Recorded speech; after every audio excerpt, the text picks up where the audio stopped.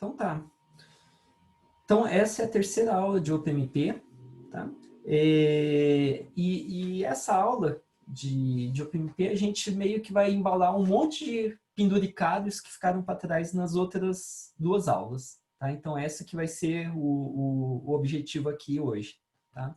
E a gente meio que embalar várias coisas que ficaram faltando. A gente viu a parte central ou a parte mais comum de ser usada em OPMP e agora a gente vai ver mais alguns detalhes e a gente vai seguindo. Tá? Então, primeiro, eu gostaria de retomar com vocês o programa Pi. Né?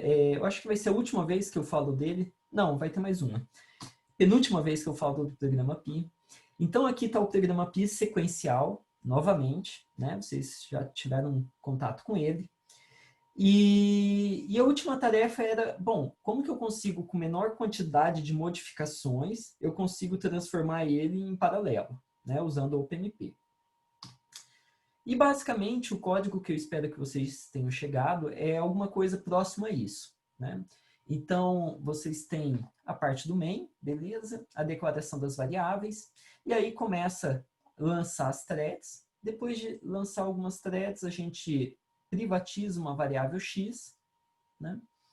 Que é essa variável aqui que todos vão usar, uma variável temporária, né?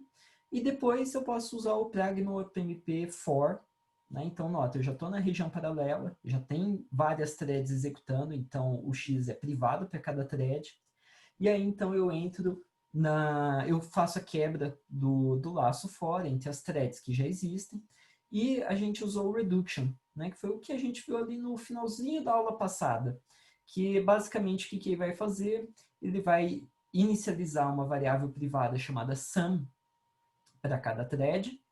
Essa variável vai ser inicializada com o valor neutro da soma, ou seja, neutro na soma é o número 0, então ele vai ser inicializado com 0.0, e vai ser feito a acumulação em cada thread da variável soma. E no final do laço for, então, ele vai retornar para essa soma global, fazendo a operação de soma, de adição.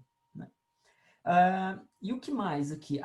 E a variável i. A variável i ela é privatizada automaticamente por causa do OPMP4.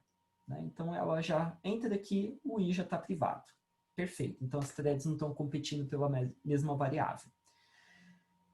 Perfeito. Então, funciona. A gente pode calcular o speedup. Na máquina que foi executada aqui os testes, aumentou um pouquinho a execução sequencial, não muito. Né? Se a gente pensar aqui em segundos, 1 ponto alguma coisa segundos, é normal que vai ter uma modificação aqui, né? Uma variação nesse tempo. Tá? Eu calculei o speedup, então, comparando com o melhor tempo que a gente obteve, o sequencial, né? O sequencial sem nenhuma thread, não é o paralelo com uma thread só. Então, a gente pode ver que perdemos aqui 3% de desempenho, mas para uma execução só está aceitável. E conforme a gente vai colocando thread, esse negócio vai escalando. Né? Nota que ficou um pouco pior aqui nesse último caso. Tá? Novamente, teria que executar mais vezes para ver se isso daqui se mantém. Tá? E nota que é uma máquina não muito nova que foi executada. Tá? Eu fiz esses testes em uma máquina mais recente, variação quase que nula. Tá? Entre usar a quebra entre threads feita à mão ou usando o parallel for. Tá? Beleza. Então, vamos continuar um pouquinho falando sobre os laços de repetição. Tá? Então, tem algumas novidades desde a versão 3 do OPMP. Tá? Acho que está na hora de eu atualizar os slides, pegar a versão, acho que 4 ou 5, já deve estar fora, né? Já deve estar executando. E basicamente existe a função agora no Parallel for, o schedule que a gente tinha visto, static, dynamic, auto, tem também agora o runtime. Tá? Então, a ideia do runtime é eu definir uma variável de... quer dizer, não, durante a execução eu poder definir qual tipo de escalonamento eu quero. Tá? Então, basicamente, eu posso fazer um código que ele decida, de acordo com os valores que tem na execução, ou seja, dependendo da entrada, ele definir qual que vai ser o schedule. Tá? Então, ele tem as chamadas OMP set schedule. Então, antes de entrar na região paralela, eu posso setar, olha, daqui para frente eu quero que o escalonamento de trabalho seja estático. Então, cada laço que tiver vai ser estático, se o escalonamento do laço tiver como runtime. Tá? Então, basicamente, eu posso fazer um código mais inteligente. Ele olha os dados de entrada e, com base nos dados de entrada, ele pode decidir entre o static, dynamic, alguma coisa do tipo. Né? O que é interessante, porque eu posso olhar, olha, tem muito desbalanceamento de carga nesse dado de entrada que eu estou recebendo? Ah, tem pouco desbalanceamento, então uso o escalonamento estático. Ah, não, tem bastante, então vou usar o dynamic ou alguma outra coisa.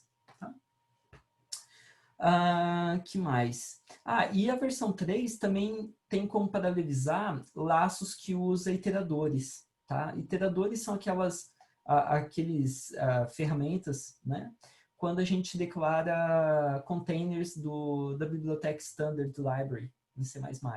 Tá?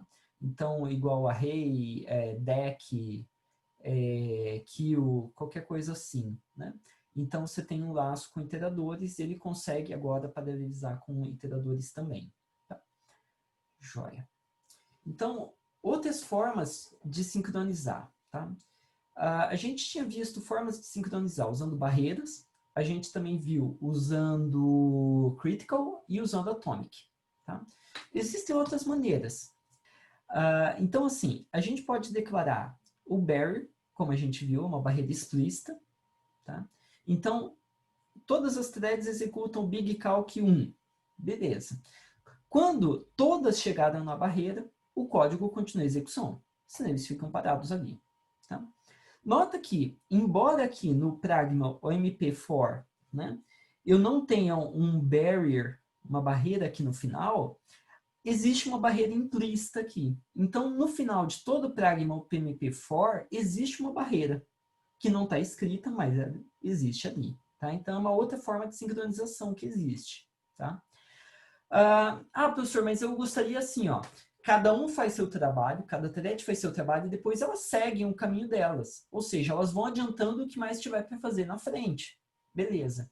Então, eu posso remover essa barreira implícita usando a chamada noWait. Tá? Então, quer dizer que no final do laço for, as threads terminam e continuam a execução do que tiver que executar. Tá? Então, basicamente, não tem mais sincronia. Ou seja, não pode ter dependência no meu código entre esses dois trechos. Né? Então, se não tem dependência no código, maravilha, eu posso usar essa construção de noWait. Outro local que tem uma barreira implícita também, ou seja, uma barreira que não está escrita, mas ela existe, é no final da região parallel. Tá? Então, aqui a gente tem o parallel, iniciando aqui nessas chaves em cima, e ela vai até aqui ao final. No final, todas as threads têm que ter chego nessa chaves final para que, então, a thread master continue a execução do código. Tá? Então, a thread master não vai sair da região paralela e seguir adiante a execução. Tá? Ela aguarda quando todos os threads chegaram ali. Tá? E na parte paralela, a gente não consegue colocar no wait. Tá? Não tem como desligar essa barreira. Tá? Joia. Outra forma de construir uma região crítica, né? Ou seja, uma sincronização, é usando o Pragma OpenMP Master. O Pragma OpenMP Master ele é bem útil quando a gente quer, por exemplo, inicializar alguma variável. Tá? Ou seja, uma etapa onde só uma thread tem que executar aquele código. Tá? No caso do OpenMP Master, não tem uma barreira implícita aqui no final. Então, se eu quiser colocar uma barreira, eu tenho que escrever, olha, aqui tem uma barreira. Tá? E aí, então, né, é bem comum assim. Eu tenho um código onde eu faço a troca de informação entre as threads e depois eu continuo fazendo parte do cálculo. Eu não posso continuar fazendo o cálculo antes de fazer a troca fazer a comunicação entre as threads, né? Então, coloquei uma barreira aqui. Tá? Então, nota, todas as threads estão criadas, todas executam essa função do manythings, só que elas chegam aqui, uma só executa, somente a master, ou seja, somente aquela que tem o ID igual a 0 vai executar esse código, As demais seguem e param aqui no barrier. Quando a master terminou de executar esse código, ela chega aqui na barreira junto, e então todas seguem executando do many other things. Tá bom? Outra forma de ter apenas uma thread executando um trecho de código é a construção single. Então, novamente, eu não quero, eu chamo aqui do many things, várias threads estão executando esse código, e aí a primeira thread que sair dessa função pega e executa esse OMP single. As demais threads, quando saírem da função, elas não vão executar esse código. Então, só o código que está aqui dentro do OMP single é executado só por uma thread. Tá? A thread que chegou mais rápido. Então, eu só tenho uma thread. Vamos supor que eu definia uma região paralela, mas eu só coloquei uma thread, porque não tinha muito trabalho para ser feito. Tudo bem. Aquela thread, que é a única que existe, vai executar esse código. Né? Eu tenho 80 threads. Tudo bem. A que chegar primeiro aqui vai executar esse código. Tá? E nota que aqui tem uma mudança. Aqui tem uma barreira implícita no OMP single. Tá? Então, as coisas não são muito... não seguem um padrão muito rígido. Né? A gente pode ver. Então, lá no master, não tinha barreira implícita no final, ou seja, as threads seguiam adiante. E aqui tem uma barreira implícita. Então, na verdade, eu teria que usar o no-wait se eu quiser ter o mesmo efeito do master, né? Um efeito equivalente do master. Tá? Então, a gente tem que ficar bastante atento nessas barreiras implícitas. Né? A gente tem que saber onde vai ter barreiras para a gente saber o comportamento das threads e ajustar. Se eu tiver dependência no código, eu tenho que colocar barreira ou tirar barreira. Tá bom? Tá. Outra forma ainda de divisão de trabalho, a gente vê a divisão de trabalho do laço for. Então, eu tenho for, beleza, eu coloco o OMP parallel for. Maravilha, ele quebra o laço de iteração entre várias threads. Bom, agora, lembra quando a gente começou a falar de algoritmos paralelos? Eu falei assim, olha, a gente pode quebrar o algoritmo basicamente de duas formas. Uma é quebrando o domínio dele, ou seja, eu tenho um vetor que vai ser calculado. Então, eu quebro esse vetor em número de threads e cada thread executa um pedaço do vetor. Né? Então, uma divisão de domínio. Lá no caso do programa Pi, não tinha um domínio, não tinha uma área de memória, mas a gente quebrava a região paralela. Tá? Beleza, mas todas as threads executavam o mesmo cálculo na região paralela. Né? Era a mesma função, era o mesmo trecho, ele só quebrava o laço. Bom, a construção sections, ela vem para fornecer uma outra forma de quebrar o trabalho. Tá? Então, basicamente, ela provê uma forma bem simples de atingir o paralelismo de rotinas. Eu tenho funções independentes que eu gostaria de que cada thread executasse uma função dessa. Então, basicamente, eu defini aqui sessões paralelas, e a primeira sessão começa aqui, a segunda começa aqui, a terceira começa aqui. Tá? Então, basicamente, se eu tiver uma thread só, vamos supor que o sistema operacional só me retornou uma thread quando eu pedi para entrar com várias threads. Então, uma thread vai executar isso, depois executa isso, depois isso, em sequência, normal. Se tiver duas threads, a primeira vai executar o X, a segunda vai executar o Y. Quem terminar primeiro, executa o Z. Tá? Se eu tiver 3 threads, uma vai pegar o X, a outra o Y, a outra o Z, para calcular. Se eu tiver 4 threads, uma vai ficar parada. Né? Então, cada uma vai pegar uma função para executar e a outra fica parada. Tá? Então, é uma outra maneira de extrair paralelismo e de dividir as threads. Basicamente, é um pouco mais avançado do que se eu fizesse só um if. Né? Imagina que eu faço if, o ID da thread for 0, executa esse. Se o ID da thread for 1, executa esse. Se o ID da thread for 2, executa esse. Só que aí meu if ele ia ficar mais complexo, porque ele ia ter que falar assim, mas se tiver só 2 threads, né, eu vou ter que controlar quem terminou primeiro, executa essa outra parte aqui. Então ia ter uma sessão crítica para eu fazer um mutex, para eu fazer um lock, etc. né? Então, eu ia ter que controlar que uma thread só executasse cada região por vez, tá? E controlar o número de threads. Então, ele provê uma forma mais amigável de dividir o trabalho, né? E, novamente, existe uma barreira implícita no final dos sections, tá? Então, todas as threads entram aqui e elas ficam aguardando para sair da sessão paralela e continuar o código. Tá? Novamente, eu posso usar o no-wait aqui em cima. Tá? Joia. Então, a gente viu algumas maneiras. A gente viu as barreiras implícitas que tem no código, que a gente não sabia. Né? Então, a gente viu como colocar a barreira, agora viu que existem barreiras implícitas. A gente viu como fazer apenas uma thread executar um trecho de código, ou seja, um trecho de código ser executado só por uma thread, que pode ser a master ou a thread que chegar primeiro. E a gente viu a quebra de funções, né? Ou seja, trechos de código, cada trecho só uma thread executa. Tá? Lembra, não pode ter dependência entre os códigos, né? Porque não tem controle de qual código vai executar primeiro. Tá? Então, não pode ter dependência, isso é importante. Tá? Agora chegou a hora da gente dar uma olhada sobre sincronização de baixo nível. Tá? Então, a gente viu sections, a gente tinha visto atomic. Mas e se eu quiser fazer alguma coisa um pouco mais rebuscada? Né? Por exemplo, definir regiões paralelas, regiões críticas distintas. Tá? Então, eu preciso de uma sincronização um pouco mais baixo nível. Ou seja, eu, como programador, vou ter que controlar mais coisas. Tá? E essa é a ideia das rotinas lock. Então, quando a gente usa o lock, a ideia é muito parecida com quando a gente usa pthreads ou lock do sistema operacional. Tá? Então, a gente inicializa a variável lock. Tá? Então, nota que é uma variável associada a esse mecanismo de fechadura. Tá?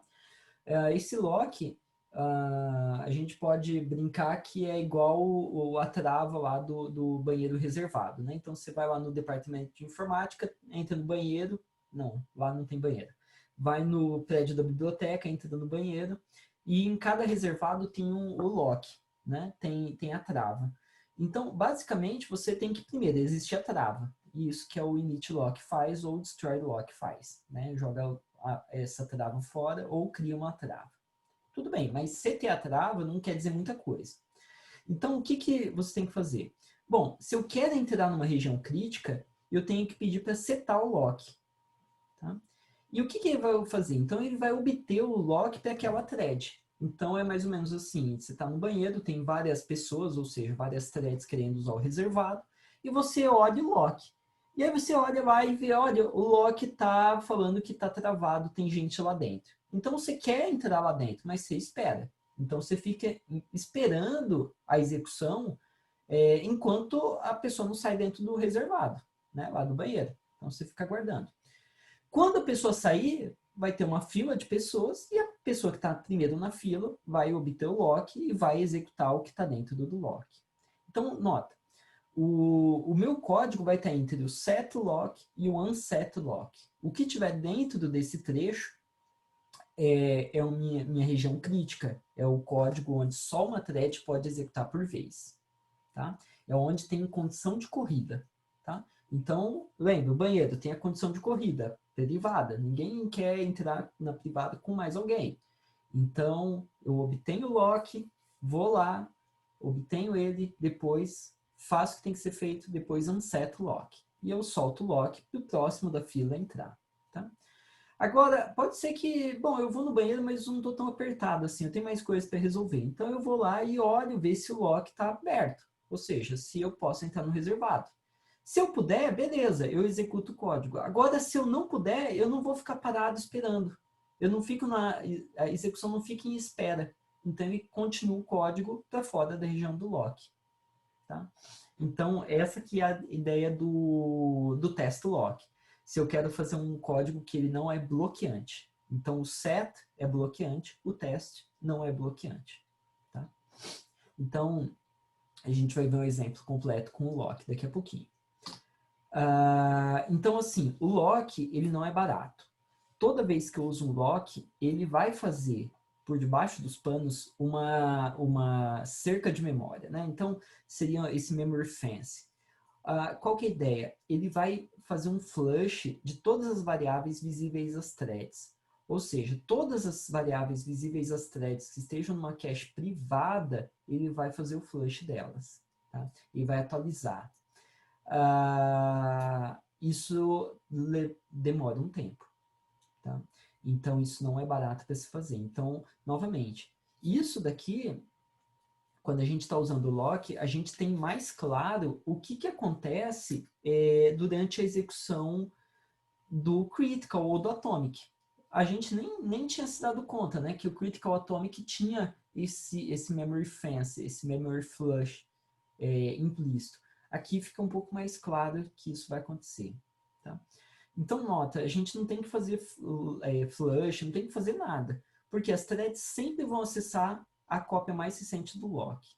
Tá? E tem mecanismos de arquitetura, mecanismos no sistema operacional para garantir que isso vai acontecer. Tá? Então, basicamente, a variável lock é uma variável que você pode acessar por várias threads e está tudo bem, que sempre vai estar no estado mais consistente possível. Tá? Tá. Quando eu tenho, por exemplo, que obter um lock, depois eu tenho que obter um outro lock, a gente chama que tem locks alinhados. Esse é um caso muito pouco comum de ser usado, tá? É menos comum do que só o lock. E esse é um caso bem perigoso. Por quê?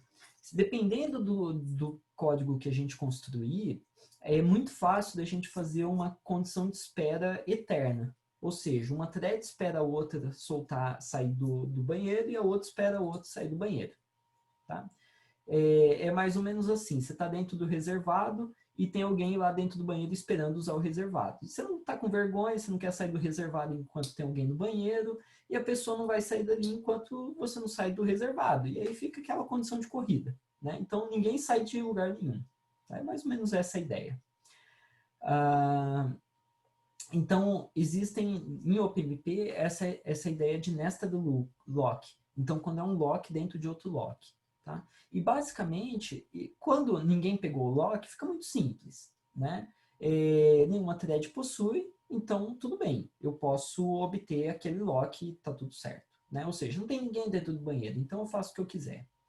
Agora, se alguma thread já tiver possuído aquele lock, eu vejo. Se eu for aquela thread que possui o lock, eu continuo executando o código. Agora, se for de outra pessoa, eu largo mão. Né? Eu não obtenho o lock. Tá?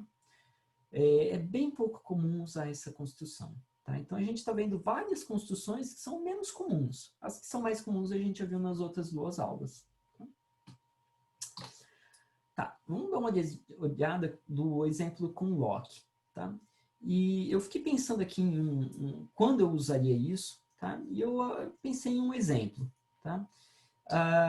E vamos pensar nesse pedaço de texto que tem abaixo, tá? É um trechinho da música do Bob Dylan. E vamos supor que eu vou pegar um texto qualquer, então coloquei esse texto aí, e eu quero contar quantas vezes cada letra aparece no texto. Né? Então, eu quero basicamente fazer um histograma das letras. A letra A aparece quantas vezes? Vamos ver aqui. 1, 2, 3, 4, 5. 5 vezes. A letra X não aparece nenhuma vez. E assim por diante. Eu quero fazer para cada letra A, B, C, D, quantas vezes ela aparece num texto. E nota que eu estou fazendo com letras, poderia ser palavras, eu poderia estar fazendo esse algoritmo lá para machine learning, para eu analisar um texto. Né? Então, quero saber a ocorrência de palavras. O exemplo é o mesmo. Tá? A gente só muda o contexto um pouquinho. Tá? Beleza, e eu quero fazer isso em paralelo, porque eu tenho uma biblioteca inteira para contar letras. Né? Então, no fim do dia, eu quero saber de todos os livros que eu possuo, quantas letras A existem, quantas B, quantas vezes o número 0 apareceu, ou o número 1, e assim por diante. Tá? Então, uma forma de fazer isso seria, eu tenho um vetor, quer dizer, o resultado final, né, que eu espero, é um vetor que vai ter as ocorrências de cada letra. Eu posso ter maiúscula e minúscula, ou posso ter só um caso. É um exemplo. tá bom? Tá, a pergunta que fica aqui é, como que eu divido o texto entre múltiplas threads, de forma que eu evito conflito quando eu vou atualizar esse vetor, né?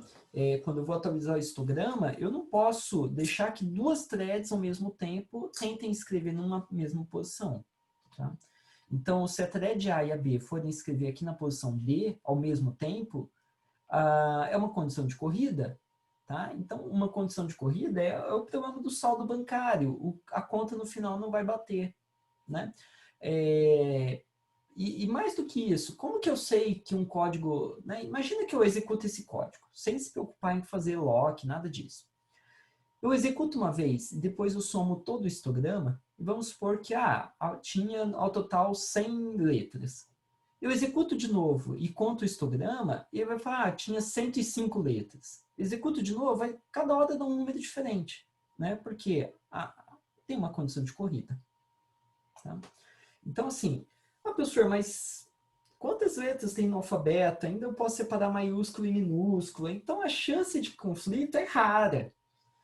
É raro, mas e se acontecer? Né? O que a gente vai fazer a respeito? Tá? Então, a gente quer o resultado exato do nosso código. A gente quer um código determinístico. Né? Toda vez que executa, dá o mesmo resultado. Tá? Então, eu pensei em 3 soluções possíveis. Tá?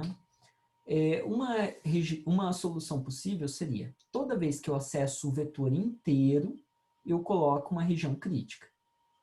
Né? Então, eu tenho um laço de repetição que vai percorrendo o texto.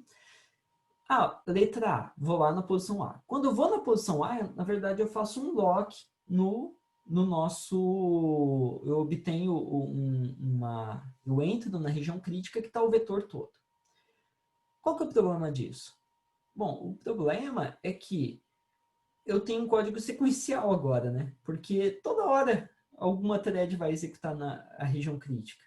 É horrível, né? Então, o vetor todo não pode estar na região crítica, porque senão eu tenho um código que é pior que o sequencial, é mais lento que o sequencial. Tá? Segunda solução, então, a exemplo lá do que a gente fez no código do Pi, eu copio o vetor, o histograma, para cada thread. Cada thread vai ter um histograma próprio e um pedaço do texto próprio. Ele atualiza e depois consolida. Depois pega os subresultados e acumula num histograma final. Esse é uma forma que funciona e eu imagino que essa é a mais rápida, porque não envolve nenhuma região crítica. Quer dizer, envolve uma só no final, quando eu vou acumular tudo. O problema de ter essas cópias locais é se esse histograma for muito grande. Aqui eu estou falando de 27 posições, porque é o alfabeto, né? Eu posso pensar, vou pegar todo o conjunto ASCII, 256 posições. Não é muita coisa, né? Mas se eu pensar assim, todas as palavras do dicionário, começa a ficar um pouco mais complicado, né? Então, vamos ver outras formas, outras alternativas. O que eu posso tentar fazer criar um lock para cada elemento do vetor. Então, imagina os elementos do vetor como sendo os privados do banheiro, né, onde tem as privadas. Tá? E eu coloco uma fechadura para cada um dele.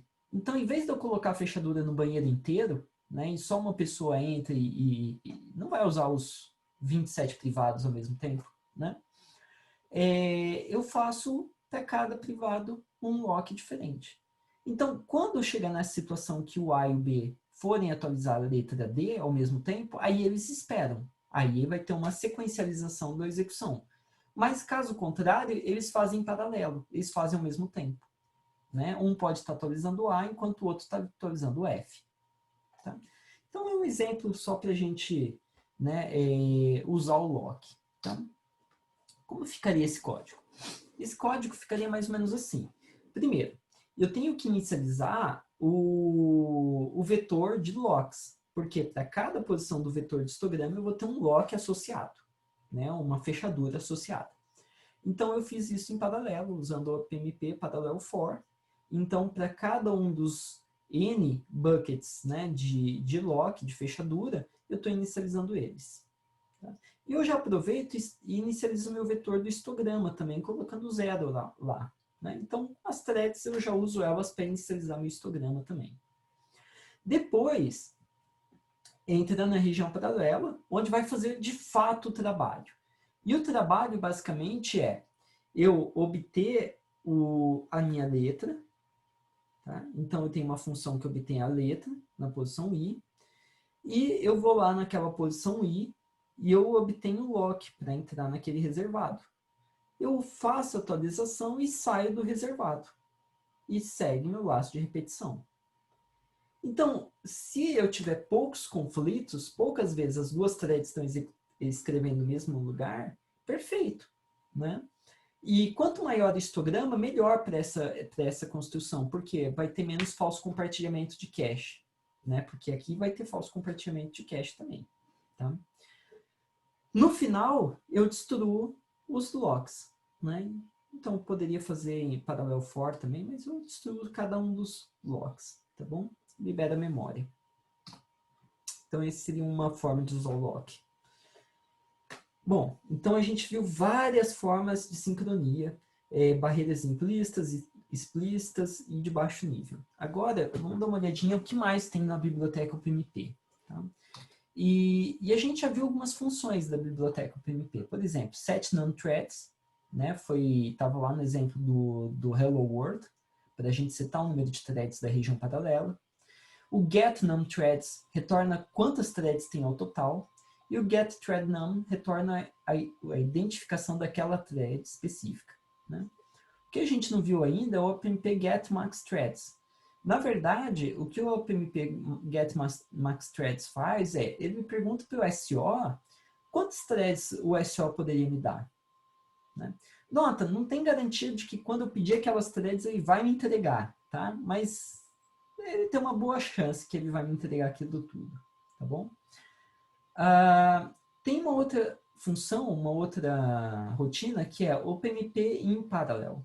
E a ideia aqui é saber se eu estou executando dentro de uma região paralela ou não, ou se está fora. Então, é uma forma da thread falar onde estou, né? Quem sou eu, onde estou.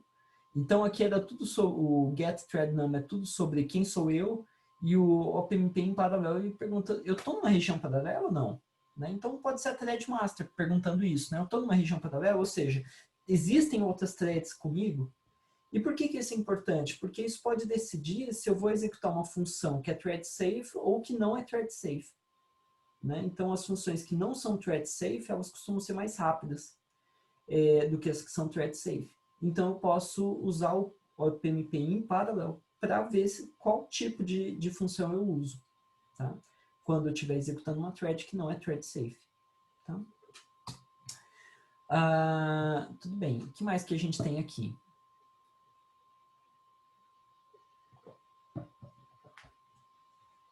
Bom, a gente pode definir ainda se o sistema vai dinamicamente, ou seja, de uma região paralela para a próxima, vai ter um número variável de threads ou não.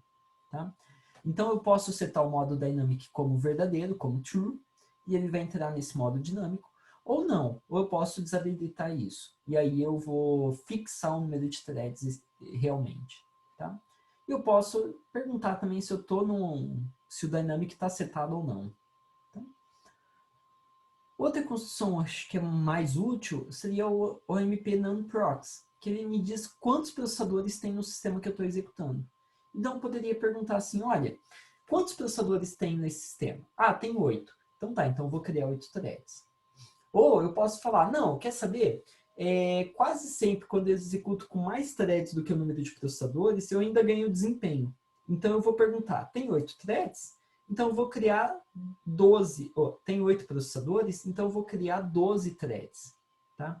E nota, são processadores virtuais, tá? Processadores que o SO enxerga. Então, se tiver SNT, a gente está falando de processadores virtuais. Tá? Ele não consegue dizer quantos núcleos físicos existem. Tá? E tem outras rotinas que vocês podem olhar ali na documentação do OpenMP. Tá? Bom, um exemplo, então, usando várias dessas construções, seria esse. eu falo que eu não quero setar dinamicamente o número de threads, eu seto o número de threads aqui igual ao número de processadores da minha máquina, né? E aí eu entro na região paralela. Executo essa região com várias threads. Quantos threads? Eu tento executar com a mesma quantidade de processadores que eu tenho. Tá? Eu faço o ID receber o getThreadNum, ou seja, cada thread agora tem seu identificador. Eu faço um OMP single, ou seja, só uma das threads vai executar esse código aqui, onde eu seto essa variável global numThreads com OMP getNumThreads. Ou seja, eu queria executar com 8 threads, mas será que o SO me deu de fato? Então, dentro da região paralela, eu pergunto quantas threads tem ao total e gravo nessa variável. Tá? Foi o que a gente fez lá no programa Pi, né, para ter certeza que o SO me deu todas as threads que eu queria. Tá? Joia. Esse daqui seria um exemplo. E uma armadilha seria assim, quantas threads será que tem em cada uma dessas chamadas? Então, nesse código aqui, o que a gente tem nessas duas chamadas aqui, getNumThreads, a gente tem uma getNumThreads que está fora da região paralela e o outro que está dentro da região paralela, tá bom? Então, eu estou pedindo, vamos supor que, crie 8 threads. Vamos supor que o MP numprox retorne 8. Então, eu estou falando, olha, seta 8 threads, mas as threads não estão criadas ainda. Então, a primeira chamada vai retornar uma só, porque é só thread master que tem execução. Né? E o getNumThreads aqui dentro do laço paralelo, do laço não, né, da região paralela, ele vai me retornar 8, ou menos que 8, né, n, tá? Seja lá quantos threads eu pedir. Então, basicamente é isso. Tá? Então, não adianta, fora da região paralela, eu perguntar quantos threads existem. Só existe uma, porque é isso, né? Não está num trecho paralelo. Tá? Então, é mais ou menos por aí. Tá? Bom, eu ainda posso usar algumas variáveis de ambiente. Tá? O OpenMP suporta algumas variáveis de ambiente. Aqui não estão todas as variáveis, mas estão as mais comuns. Tá? A mais comum de longe é a OMP numThreads. Então, eu posso não definir quantos threads eu quero no meu código e usar uma variável de ambiente para setar quantos threads eu quero. Tá? Então, essas variáveis, elas são variáveis ali do terminal. Né? Eu faço um export, OpenMP numThreads igual a 10. Quando eu rodo meu código, vamos supor, o código já está compilado, já está o binário dele. Quando eu executar, ele vai ver se tiver definido aqui quantas threads o usuário pediu na variável de ambiente, ele vai usar 10. Se não tiver definido nada, ele vai criar uma para cada processador que eu tiver na minha máquina, que o sistema operacional enxergar. Tá? Então, se eu não definir o número de threads em lugar nenhum, ele coloca uma por processador. Esse é o padrão. Tá? Então, é interessante eu não colocar dentro do meu código, e aí eu posso definir aqui, na variável de ambiente.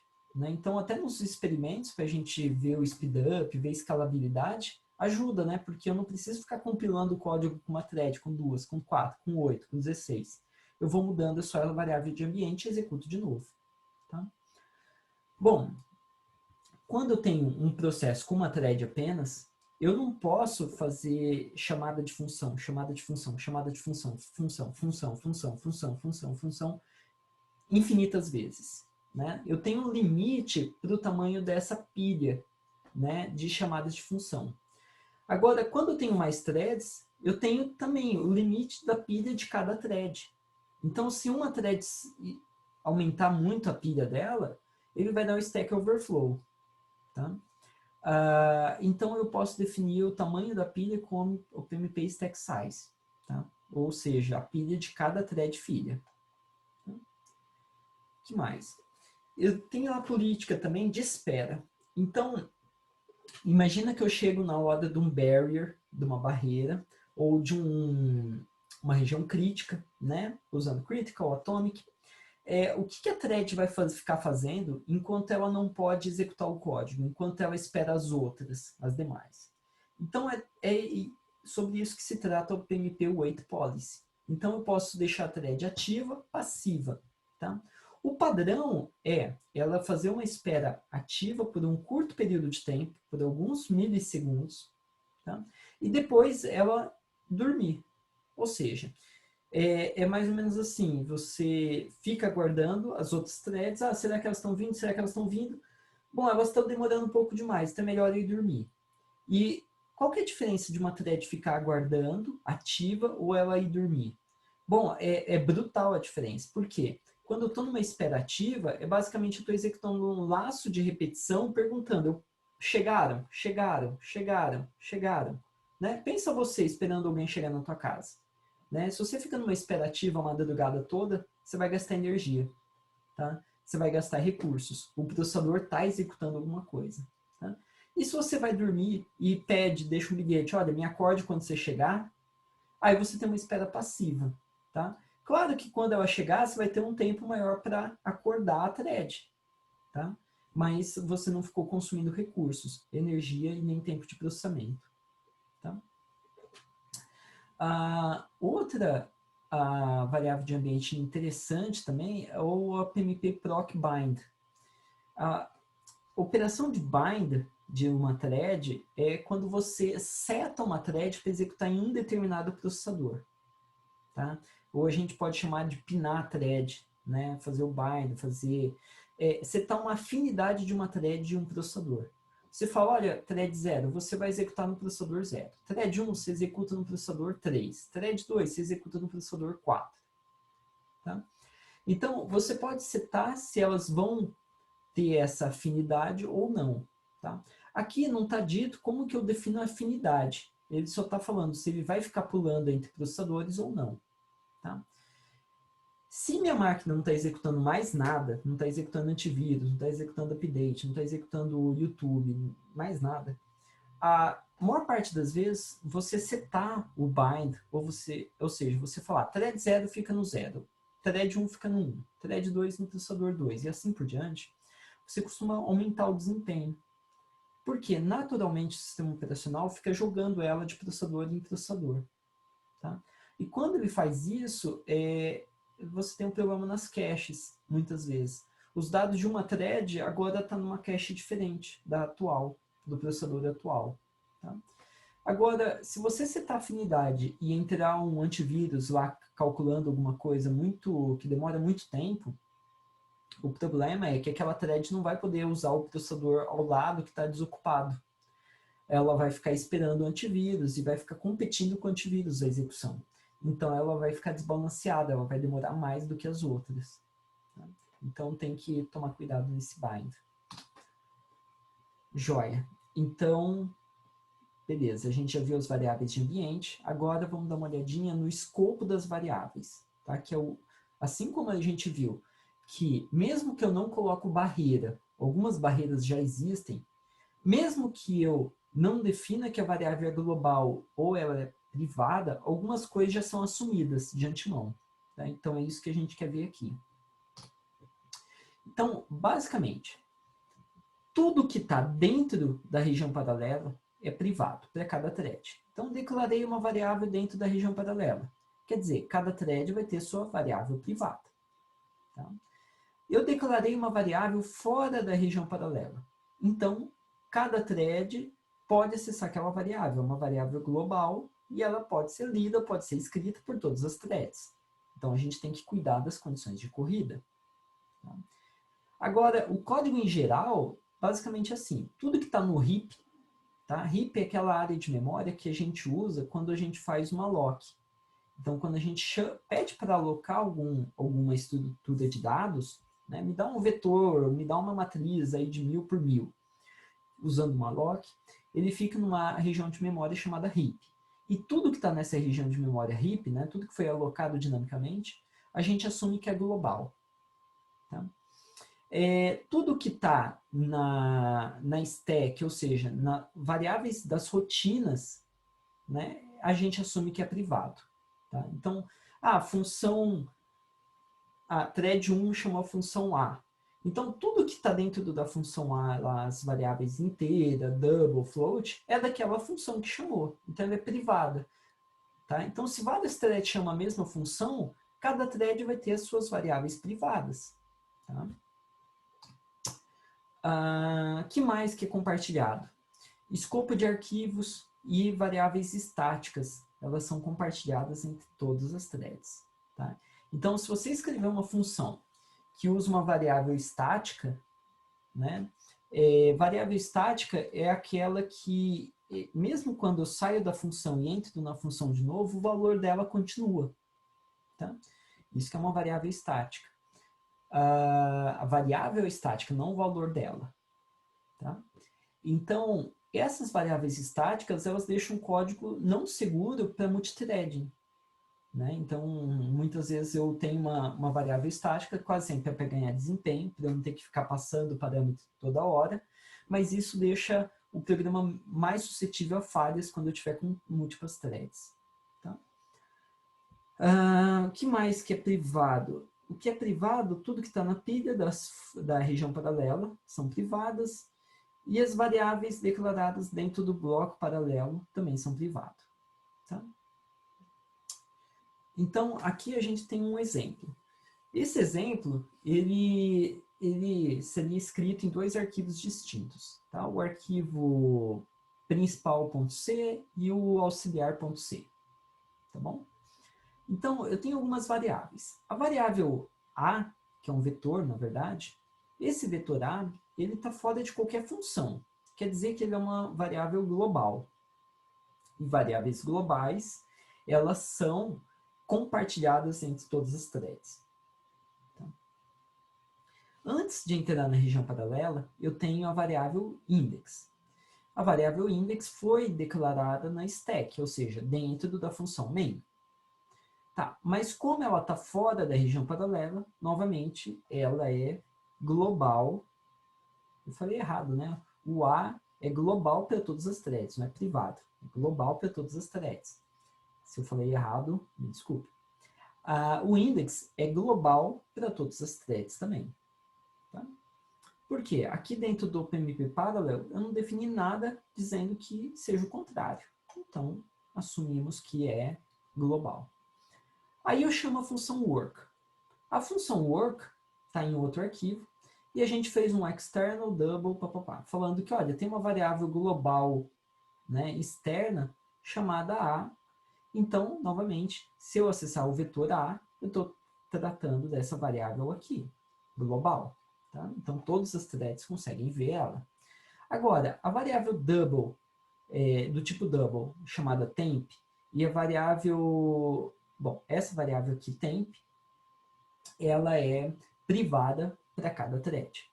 A variável index aqui dentro, né, esse ponteiro index aqui, ele também é privado para cada thread, tá? Porque está declarado dentro da função.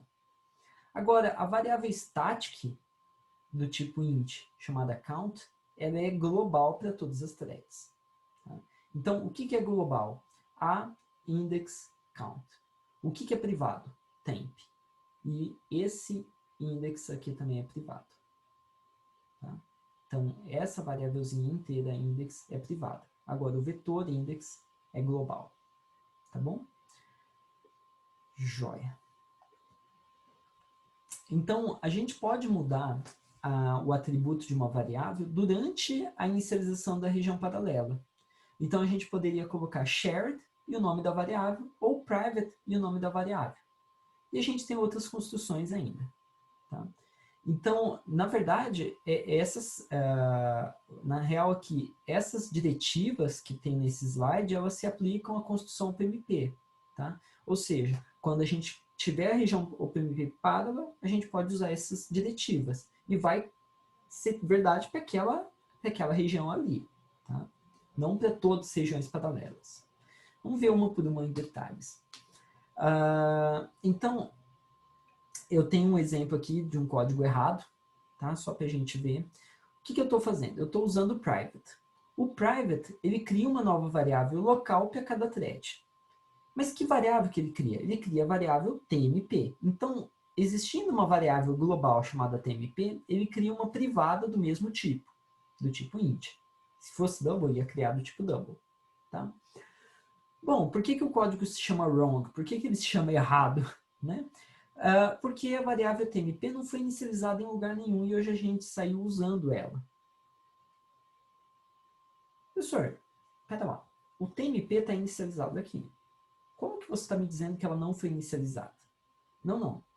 Quando eu crio a variável TMP, eu não faço uma cópia dessa variável aqui. Eu só crio uma variável TMP. Então, as variáveis privadas TMP, elas não foram inicializadas. Tá? E eu comecei a usar elas. Então, eu posso estar usando aqui uma variável TMP que tem uma sujeira de memória dentro dela. Tem um valor já acumulado lá dentro.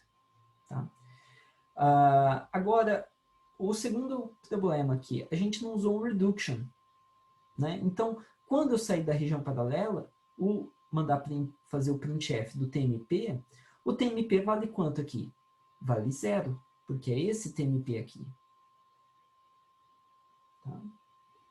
Então, se você tem dúvida um pouquinho sobre isso, dá uma olhada sobre escopo de variáveis na linguagem C. Tá? Porque isso aqui é tudo sobre escopo de variável. Tá? Então, eu tenho a variável TMP desse escopo aqui, e a variável TMP do outro escopo. Tá?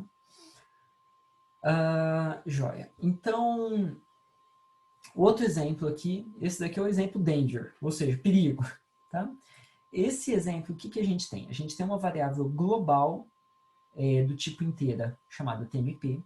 A gente setou dentro da função danger TMP igual a 0, e a gente privatizou a variável TMP. Então, nota, a variável TMP que eu privatizei, eu não inicializei ainda. Então, se eu usar ela, eu estou usando algum lixo de memória. Mas, vamos com calma. Eu chamei a função work, que está em outro arquivo. O outro arquivo está me dizendo que existe uma variável global TMP. Tá? Nota que agora virou uma bagunça. Né? Por quê? Eu falei que cada thread vai ter uma variável TMP privada. Só que quando eu estou chamando a função work, eu estou dizendo para ela que existe uma variável TMP global. E aqui não é especificado qual cópia a gente vai usar, se é a global ou se é a local. Tá? Então, se eu tivesse passado o TMP privado por parâmetro, tudo bem, eu saberia qual TMP que eu estou dizendo. Não foi feito isso. Tá? Então, aqui é um exemplo bem perigoso. Tá? Que mais? Bom, novamente, o valor TMP não só está valendo 0, porque eu não... Quer dizer, eu não sei o que eu atualizei aqui. Então, eu não sei qual valor que vai imprimir no fim do dia. Tá? Pode depender da implementação de OpenMP. Tá? Então, tem que tomar cuidado com isso. Rapidamente pode ficar bem complexo. Pode ver um exemplo bem simples, bem complexo. Joia. Então, a gente viu dois exemplos onde a inicialização da variável tinha um problema também, né? E o que a gente pode fazer para contornar esse problema seria isso. Eu declaro a variável igual 0. Tudo bem. E aí, em vez de eu mandar só privatizar a variável, eu mando privatizar com o valor inicial dela. Então, ele vai pegar para cada thread, vai criar uma variável INCR. Para cada thread tem o seu incremento. Tudo bem. Para cada uma dessas variáveis privadas, ele vai atribuir o valor 0 para elas. Tá? Então, nota que quando eu estiver fazendo o incremento mais, na verdade eu estou fazendo da região privada, né? Sem condição de corrida. E depois eu poderia acumular num vetor global, alguma coisa do tipo. Tá? Agora, então, a gente viu como levar um valor de dentro, ou de fora, valor global, para dentro do valor privado. Agora, algumas vezes a gente quer fazer o contrário, né? E, professor, então a gente usa o reduction, que seria para acumular tudo. É verdade, poderia usar o reduction. Mas, algumas vezes a gente quer assim, qual que foi o valor do final, ou seja, o valor quando o laço da iteração executou a última vez. Às vezes a gente quer aquele valor. né? A gente estava, sei lá, percorrendo uma lista encadeada, eu quero saber quantos, alguma coisa do tipo.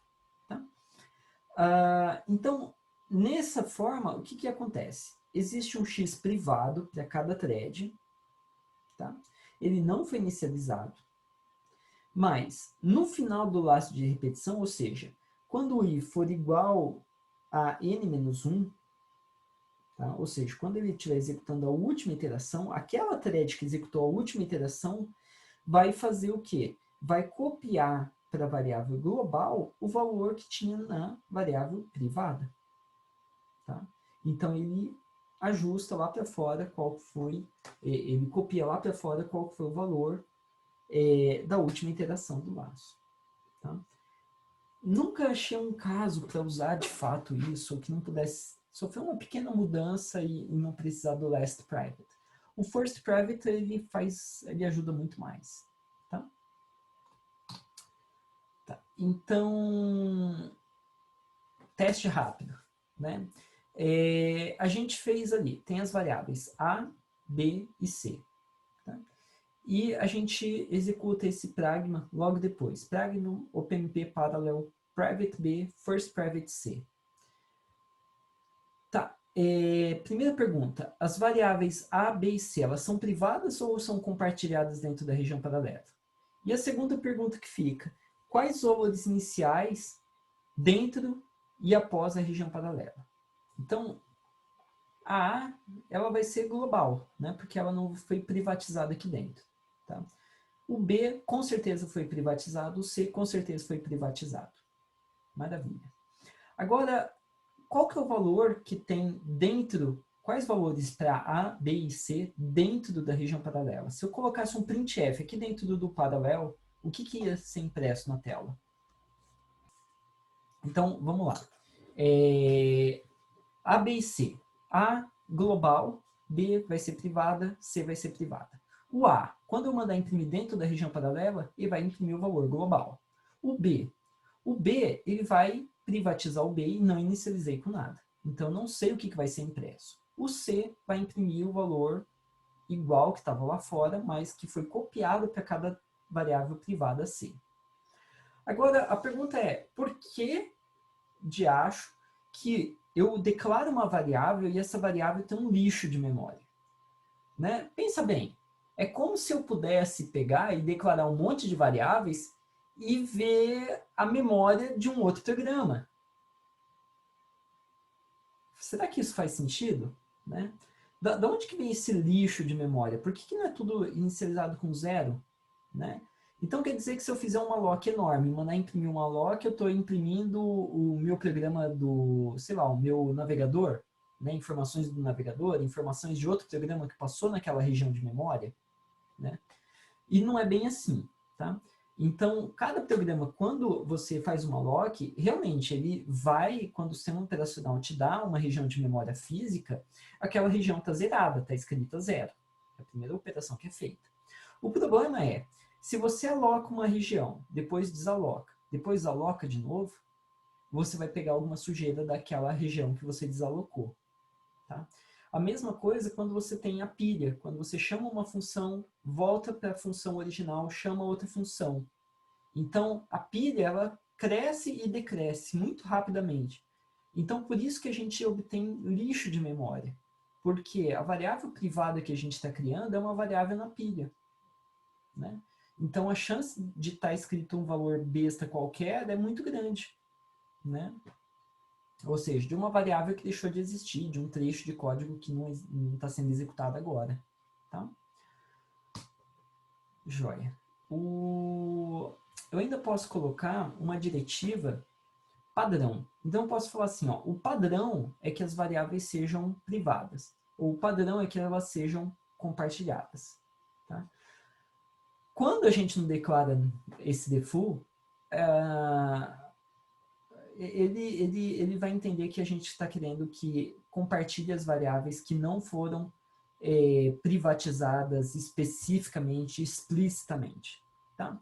Mas eu poderia falar, olha, o padrão é, se eu estou usando uma variável, é que ela tenha sido privatizada antes. Tá? Somente o Fortran suporta o default private. Lembra que o OpenMP é para C, C++ e Fortran. Então, eu não consigo falar para a linguagem assim, ó, tudo que estiver usando aqui pela thread, privatiza, e depois a gente vê o que faz. Eu não consigo falar isso, tá? O que eu consigo falar em C, C++ é que o default vai ser compartilhar tudo, ou que o default vai ser nona, tá? E o default nona, ele é super útil na hora que eu quero debugar código, tá? Porque se eu paralelizei um código, tem um código sequencial, paralelizo ele, tudo bem. E vamos supor que eu faço alguma lambança, ou seja, eu não tomei cuidado com uma variável. E aí eu vou ter condição de corrida naquela variável. Tá? Aí eu vou, então, com calma, e vou falando, olha, essa variável é compartilhada, essa é privada, essa é compartilhada, essa é privada. E vamos supor que eu esqueça de definir alguma variável. O que vai acontecer? Ele vai executar normal e vai continuar com condição de corrida. Se eu definir default nona, o que ele acontece? Ele fala assim, olha, na região paralela, se a pessoa não falou se é privada ou se é compartilhada, então aquela variável não existe, não vai poder ser acessada. E aí é muito interessante, porque aí o programador vai ver tudo que ele esqueceu de definir e vai olhar com calma, né? Então, a gente tem, o ideal é a gente olhar com calma na região paralela o que tem que ser privatizado, o que tem que ser compartilhado, o que tem que ser inicializado, o que não precisa ser inicializado e assim por diante. Tá? E o default nona ajuda a gente a fazer isso. Tá? Então, eu poderia escrever pragma, OMP, parallel, default nona. Tá? E aí ele não vai compartilhar nada. Então, vamos retornar ao programa Pi. Última vez, né? Então matem a saudade dele agora.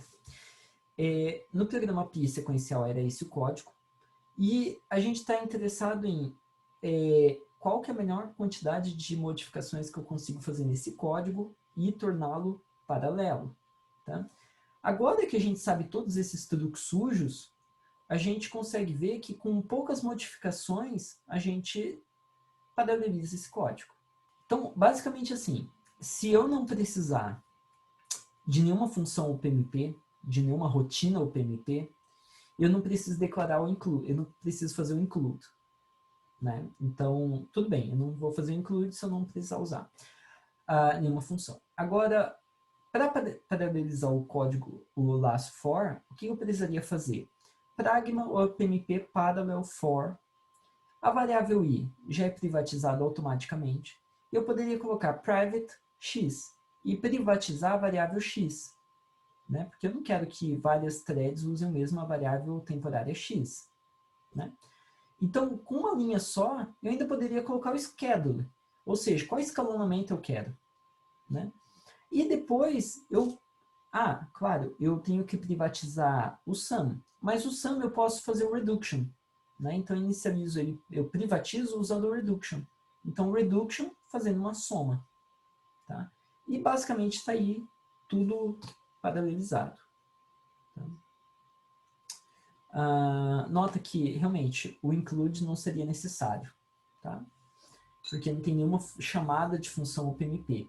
Tem diretivas de programação OPMP, mas não chamadas de função. São coisas diferentes, tá? Bacana, né? Esse daí é o poder todo do OPMP. Tá. Então, vamos falar um pouquinho sobre debugar programas de OPMP. Basicamente, quando eu estou debugando um programa OPMP, o erro mais comum é eu esquecer de privatizar ou compartilhar variáveis. Tá? E isso, de longe, é um problema que acontece muito. O segundo problema é eu não conseguir identificar dependências no código. Tá? Então, esses são os dois problemas mais comuns quando a gente está falando de paralelizar um código em OPMP. A gente pega o código pronto, vocês viram, ali no código Pi, duas mudanças, duas linhas e o código está paralelizado. Então, é muito simples de paralelizar com o OPMP. Agora, se eu não controlar as variáveis soma, se eu não controlar as variáveis que se fazem reduction, o código simplesmente está errado. Tá? Então, para essa para essa aula tem um exercício sugerido, tá? Que vocês vão entregar depois, né? Lá no ambiente nosso, que é a área do conjunto Mandelbrot, tá? E a ideia toda é, existe esse código do Mandelbrot, tá? Eu até coloquei aqui um Pragma OpenMP Parallel for, tá? Com private, com shared, não sei o que, tá? O OpenMP. Ele tá quebrado assim porque o código era muito grande para escrever num lugar só, então aqui basicamente é a parte do main e aqui a parte do test point. Tá? E o que acontece? Esse código, se eu tirar o Pragma OpenMP, tirar o include OpenMP, ele executa perfeitamente. Tá? Ele executa uma maravilha, funciona, ótimo. Quando eu paralelizo com essas chamadas aqui, ele já não executa direito. Ou seja, cada vez que eu executo, ele dá uma resposta diferente. Tá? Ele dá uma resposta errada diferente, tá? A cada execução. Então, isso é muito típico de condição de corrida. Tá? Então, a tarefa de vocês é acharem qual que é o problema, ou os problemas, nesse código aqui. Tá? Então, novamente, o sequencial executa bem, funciona perfeitamente, só que quando paralelizo, nada bem. Tá? Bom, se você conseguiu consertar ele, aí você pode tentar otimizar ele. Tá? Então, você pode tentar modos diferentes de escalonar o laço paralelo, tentar outras formas de exclusão mútua, ou remover exclusão mútua, a sincronia que existe, esse tipo de coisa, tá bom? Então, já tem umas dicas ali embutidas, tá? Bom, então, basicamente, era isso que eu tinha para hoje,